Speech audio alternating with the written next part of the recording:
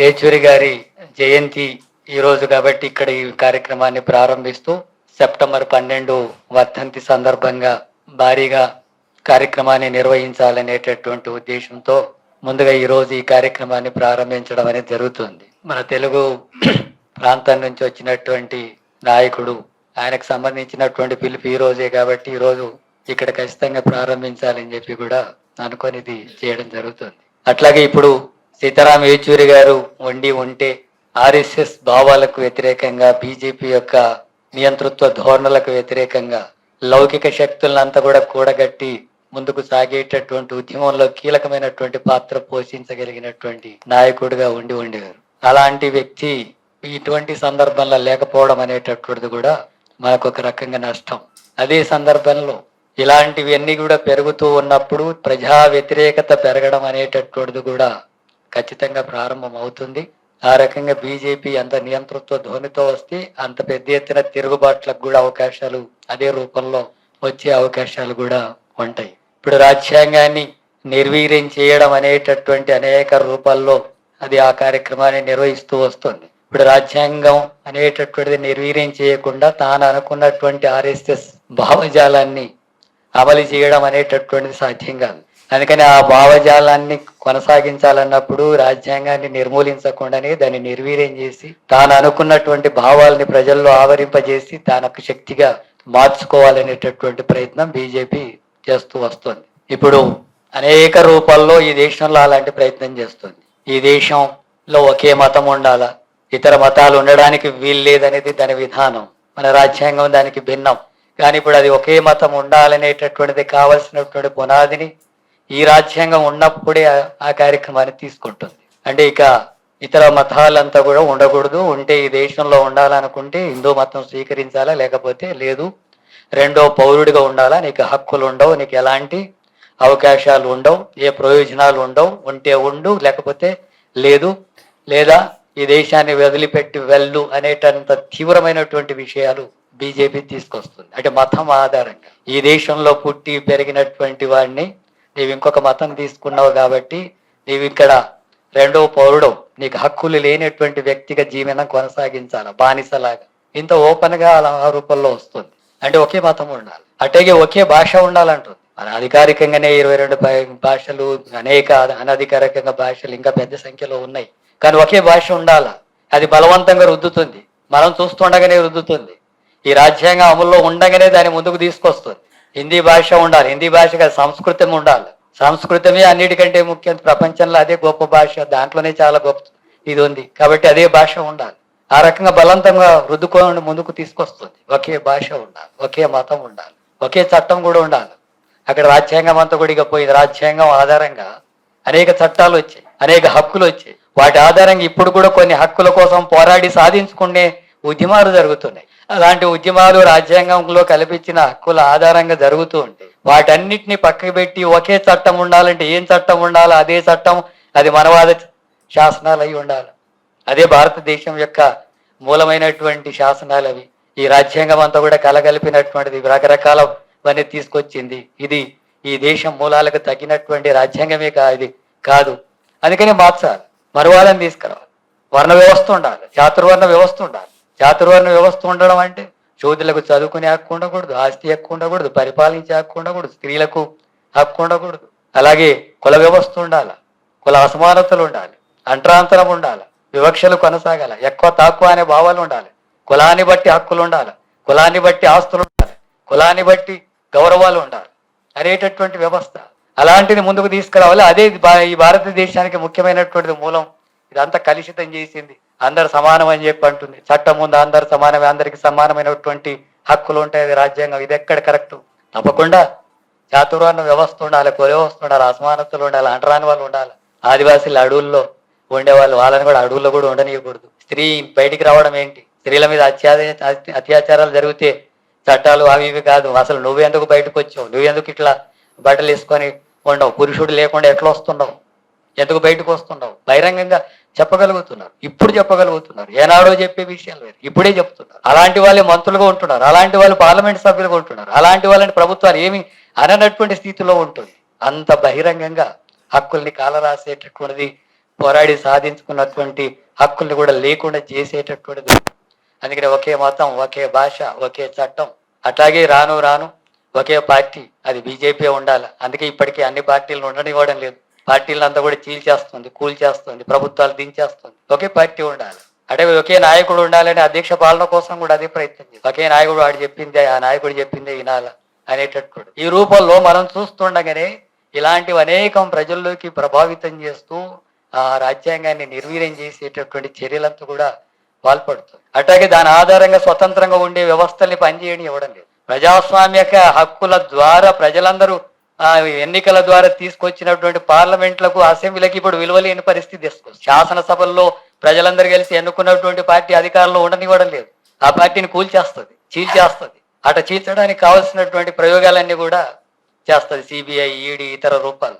అంటే పార్టీలు ఉండకూడదు, తనకు వ్యతిరేకంగా ప్రభుత్వాలు ఉండకూడదు, అంటే ప్రజలు ఎన్నుకున్నా ఉండకూడదు, మెజార్టీ ప్రజలు ఎన్నుకున్నా ఆ ప్రభుత్వాలు ఉండకూడదు అంటుంది. దాన్ని చేయగలిగినటువంటిది ఏమి లేనటువంటి పద్ధతుల్లో చేస్తుంది. ఆ రకమైనటువంటి పద్ధతులను బీజేపీ మన ముందే అనుసరిస్తున్నటువంటి పరిస్థితి. ఆ రకంగా ప్రభుత్వాలు ఉండడమే కాదు, పార్టీలు ఉండకూడదు, ప్రతిపక్షాలు ఉండకూడదు, పార్లమెంటుకు కూడా ప్రాధాన్యత లేని స్థితి ఉంది. ఇప్పుడు పార్లమెంటులో మాట్లాడాలి, అడగాలి, దేశం సంబంధించినటువంటి విషయాలు, సామ్రాజ్యవాద దేశానికి సంబంధించినటువంటి దేశాలు మన దేశాన్ని అవమానించిన ఏవి వాటి అడిగే పరిస్థితి లేదా.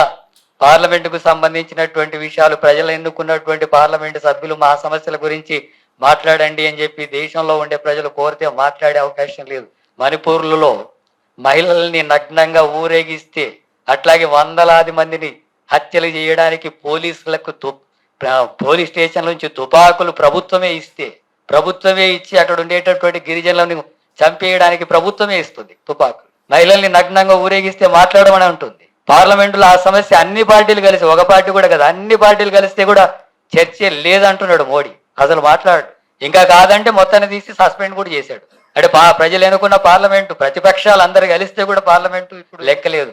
అంటే ఎన్నుకున్నాం కదా, మాట్లాడాలి కదా, ప్రతిపక్షాలు కదా, ఎంపీలు కదా, ప్రజలు ఎన్నుకొని వచ్చినట్టు కదా, వివిధ పార్టీలు కదా, కనీసమైన మాట్లాడాలి కదా, ఆన్సర్ ఇవ్వాలి కదా అనేటటువంటిది ఏమీ లేదు.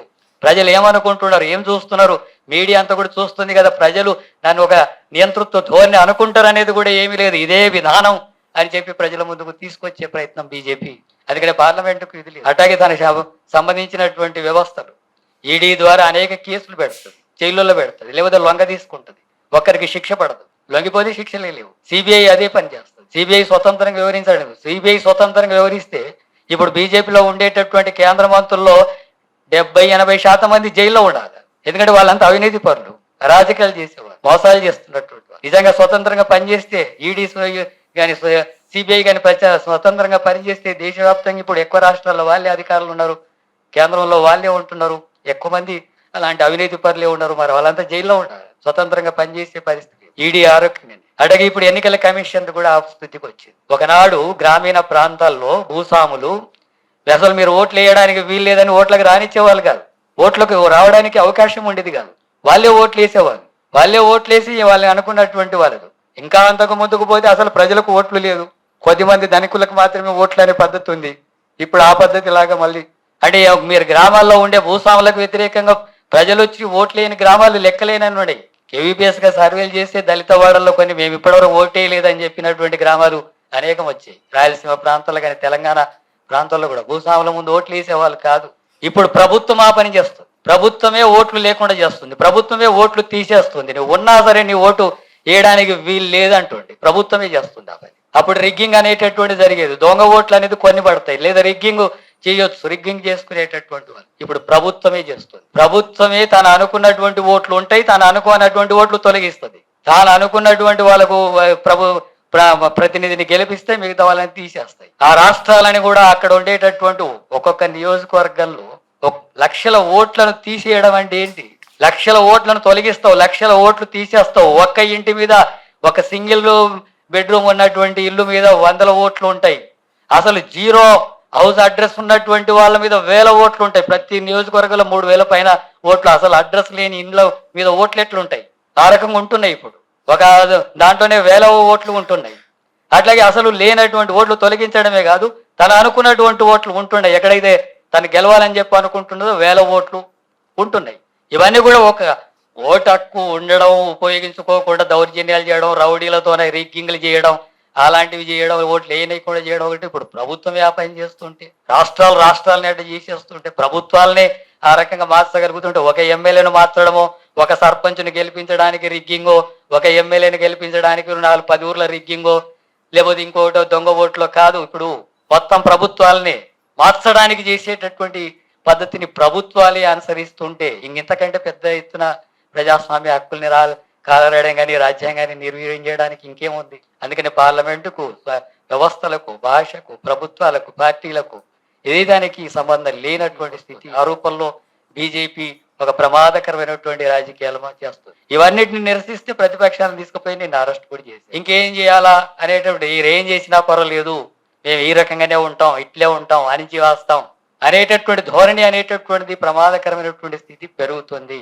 అందుకని ఈ ప్రమాదకరమైనటువంటి పరిస్థితి ప్రజలకు హక్కులు కూడా ఒక కమ్యూనిస్టులకో ఒక మైనార్టీల సమస్యనే కాదు, ప్రజాస్వామిక హక్కులకే ఇది ఆటంకం, సామాజిక న్యాయానికి ఇది ఆటంకం. రిజర్వేషన్స్ పెంచుతుంది, రిజర్వేషన్స్ ఉండాలంటది. ఎస్సీ ఎస్టీ బీసీ కానటువంటి ఓసీలో ఉండేటటువంటి ఆర్థికంగా వెనకబడ్డ వాళ్ళకు కూడా రిజర్వేషన్ కల్పిస్తుంది. కానీ ప్రభుత్వ రంగాన్ని ప్రైవేట్ పరం చేస్తుంది. అంటే రిజర్వేషన్స్ ఉన్నట్టుగా ఉంటుంది, రిజర్వేషన్స్ నిరుపయోగం చేస్తుంది. అట్లాగే ఇప్పుడు బీసీలకు రిజర్వేషన్స్ కావాలని చెప్పారంటే ఈడ అనుకూలం అంటది, అక్కడ వ్యతిరేకిస్తుంది. బీసీల రిజర్వేషన్స్ అమలు చేయడానికి ఆర్డినెన్స్ తెస్తే దాన్ని ఆపేస్తుంది. ముస్లింల ఆధారంగా రిజర్వేషన్స్ ఉండడానికి వీల్లేదు, ముస్లింలు హిందువులు ఎట్లా ఉంటారు బీసీలుగా రిజర్వేషన్స్ అని చెప్పి అంటారు. మరి హిందువులుగా ఉండే బీసీలకు రిజర్వేషన్లు ఎట్టుంటాయి? ఇతర మతాల్లో ఉండేటటువంటి బీసీలకు రిజర్వేషన్స్ ఎట్టుంటాయి? ఇస్లాం మతం స్వీకరించినటువంటి బీసీలకు ఎందుకు రిజర్వేషన్స్ ఉండవు? ఇదేమైనా న్యాయమా? ఇదేమైనా పద్ధతేనా? మతం ఆధారంగా రిజర్వేషన్స్ ఉండవు అంటే ఏ మతానికి కూడా ఉండకూడదు కదా, ఏ మతం ఆధారంగా కూడా రిజర్వేషన్స్ ఉండకూడదు కదా.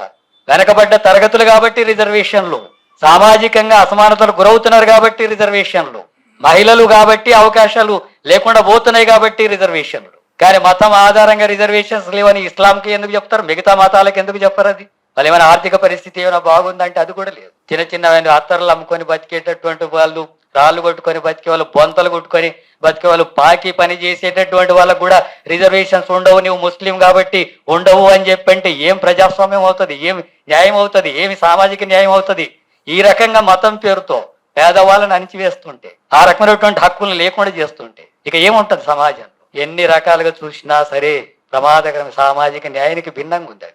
అట్లాగే ఆర్థిక అంశాలు అట్టేకు చూస్తున్నాం కదా, కార్పొరేట్ సంస్థలకు అనుకూలంగా వ్యవహరిస్తుంది కదా. సంపద అంతా కూడా కొద్దిమంది చేతుల్లో ఉండడానికి కావాల్సిన పద్ధతులు అనుసరిస్తూ కార్మికుల హక్కులు లేకుండా చేస్తుంది, రైతుల హక్కులు లేకుండా చేస్తుంది, కూలీల హక్కులు లేకుండా చేస్తుంది, అసంఘటిత కార్మికుల ఉద్యమాలకు ఏ ప్రాధాన్యత లేదు. అసలు మీరు సమ్మెలు, ఉద్యమాలు, పోరాటాలు వీటికి ఏది ప్రాధాన్యత లేదు.